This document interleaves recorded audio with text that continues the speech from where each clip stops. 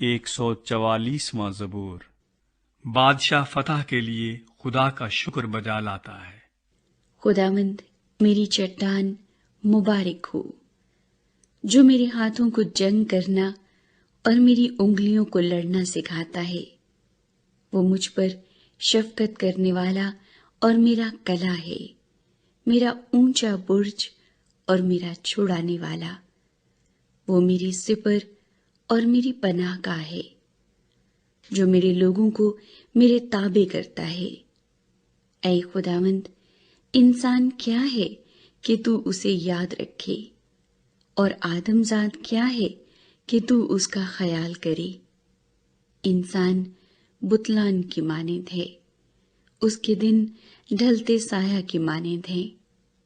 اے خداوند، آسمانوں کو جھکا کر اتر آ، پہاڑوں کو چھو تو ان سے دھواں اٹھے گا۔ بجلی گرا کر ان کو پراگندہ کر دے، اپنے تیر چلا کر ان کو شکست دے۔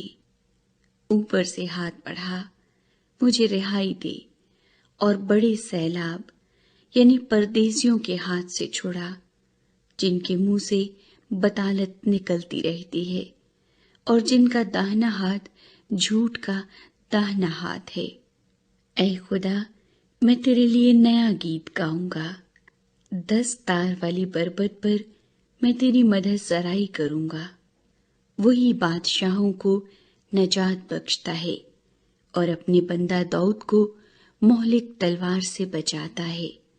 مجھے بچا اور پردیسیوں کے ہاتھ سے چھڑا، جن کے منہ سے بطالت نکلتی رہتی ہے، اور جن کا داہنا ہاتھ جھوٹ کا داہنا ہاتھ ہے۔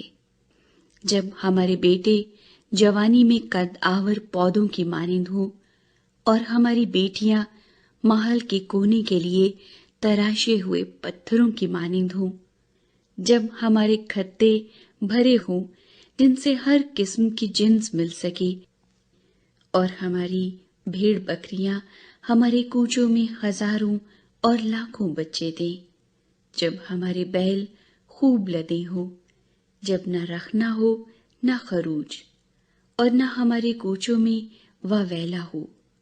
مبارک ہے وہ قوم جس کا یہ حال ہے، مبارک ہے وہ قوم جس کا خدا خداوند ہے۔